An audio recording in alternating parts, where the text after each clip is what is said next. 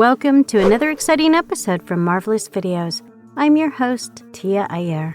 The Amengi Predator explored in detail. Every Predator fan out there knows that it was Jean-Claude Van Damme who was originally casted as the Predator in hopes of having the actor utilize his martial arts skills to make the Predator appear like this acrobatic ninja-like hunter. However, when the 5'9" tall Belgian actor was compared to other actors like Arnold Schwarzenegger, Carl Weathers, and Jesse Ventura, mind you, all of them above 6 feet and popular for their spectacularly well-built physique, it became pretty evident that a man with a much more impressive physical appearance than Jean-Claude Van Damme was required without a doubt to make the creature look effective. Add to this his frequent tantrums on the set and the initial design of the monster suit appearing too unmanageable. Van Damme was eventually replaced by Kevin Peter Hall, and the rest, as you know, is history. This brings us to the original monster design, one that was created by Richard Edlund. Apparently, it looked like an out-of-proportion, clumsy-looking creature with big yellow eyes and a head that some say resembled a dog, and others say looked more insectoid.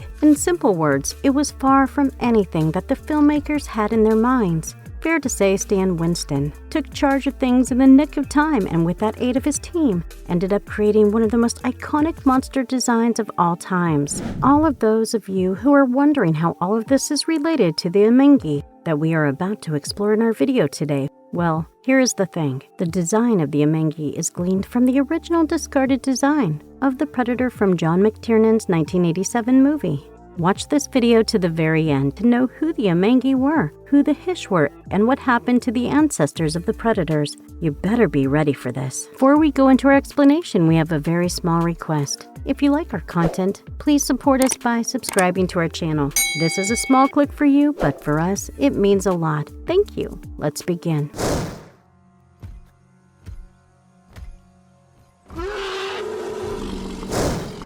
Who were the Amengi? While a living Amengi is yet to be witnessed physically, the ancient and mysterious race of the Amengi was newly added in the Predator canon via the 2020 multiplayer video game Predator, Hunting Grounds, and of course, the action figures of NECA. Mind you, these creatures were utterly brutal and also significant, may we add, to how the Predators emerged themselves as the apex hunters that they are today. A conjecture can be made from the depiction of their form, their cadaver to be more specific, that the fearless alpha predator was seen to dawn. What we are looking at is this advanced insectoid race, each possessing a tough exoskeleton that functioned as their defensive armor, along with some highly developed weaponry. Please note that they also have sharp bone-like talons protruding around their limbs. Add to that some tusk-like structure to their very skulls. There is no denying that they are bipedal and humanoid to an extent in terms of their structure. Even with 6 limbs in total, we are stressing on 4 arms and 2 legs here. Coming back to the origin of the Amengi, honestly not much is known about them except for the fact that they are more like the spacefaring species. Having exhausted the natural resources of their own home world, they would methodically look for other planets, especially the ones with rich raw material. The plan was to repeat the same cycle of consumption, rob it of all of its resources, strip away the planet to literally nothing, further advance their own technologies in the process, and take over the planet as the new rulers. Now it so happened that the Amengi soon arrived at a planet called Yautja Prime, one that was the home world of a developing species known as the Hishketen, also known as the Hish. They were basically the primitive ancestors of the Predators. It is important on your part to know that at the moment of invasion, the Hish were not what and how they are today. The native Hish were way smaller, not that intelligent, and it's only fair to address them as beings that were naive. Of course, they stood no chance against the technology-advanced Amengi, who not only defeated them with ease, but also had them enslaved for many centuries. The Amengi were quite the ruthless rulers, using the Hish for food, slavery, labor, experiments, and add that for the entertainment purpose too. By entertainment, we are particularly talking about game hunting and fighting competitions. With time, these gladiatorial combats became quite popular. Soon, betting and gambling rings started surfacing up as well, and all of a sudden, these fighting competitions became a huge thing. The Amengi were seen investing more time as well as resources into making the champions that they owned their very best versions. They actually became pretty much obsessed with the Hish fighters that would prove to themselves to be superior. than the rest. So much so that the Amengi were actually seen to selectively breed them, chemically enhance them, and let's not forget the part where they would make them undergo extensive training sessions, all in order to increase their physical abilities and make them attain peak performance during their gladiatorial combats. This went on for centuries, passing through countless Hish generations for that matter, and little did the Amengi know back then that this particular fixation of theirs would eventually be the very reason for their downfall.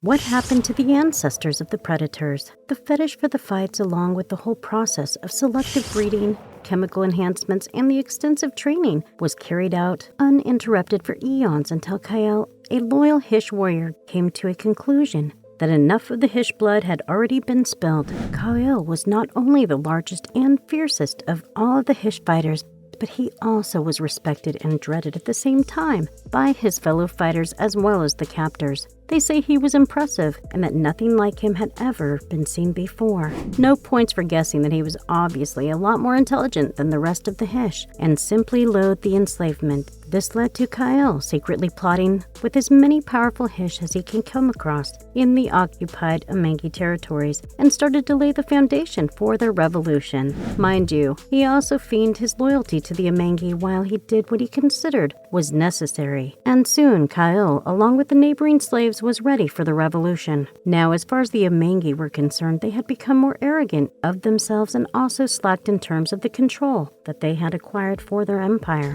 It had been centuries since they had attacked any home world, and it is only fair to address them as beings who had become militarily soft given the luxuries that they had at their disposal. So when the allied Hish fighters led their attack, the Amengi, despite their advanced technology, were brutally overwhelmed by the waves of the Hish rebels. The insurrection was both swift and bloody beyond one's imagination. A race that was once boasted supreme power and technology finally became a victim to the very weight of their own arrogance and spite. As for Kael, he severed the exoskeleton of an Amengi, further forming a body armor and mask from it. Well, if one is to believe legend, Kael was the creator of what would later be addressed as the Yautja. Coming back to the Hish, they had generations after generations to not only study the ways of the Amengi, but also about their all-embracing technology. So when the time was ripe for insurrection, the Amengi could do nothing to prevent the Hish takeover, with the Hish enslaving the Amengi. The former crushed the latter's leadership. Now that the tables were turned, the fate of the Amengi was completely dependent on the Hish. It is reported that the Amengi were either hunted down and put to death, or they were simply coerced into slavery. The Hish even started using the Amengi for new hunting game traditions. Having said all of that, had it not been for the intervention of the Amengi in the first place, the Hish would have never been the Yautja hunters that they are today. The Hish took over the technology of the Amengi and assimilated it to upgrade it and better suit the requirements of the Yautja. Kael is even reported to have upgraded his equipment later with new hears, the cloak or the shift suit to render him invisible, the plasma caster, the wrist bracer, and the self-destructive device. He is also stated to have transformed his mask into a biohelmet.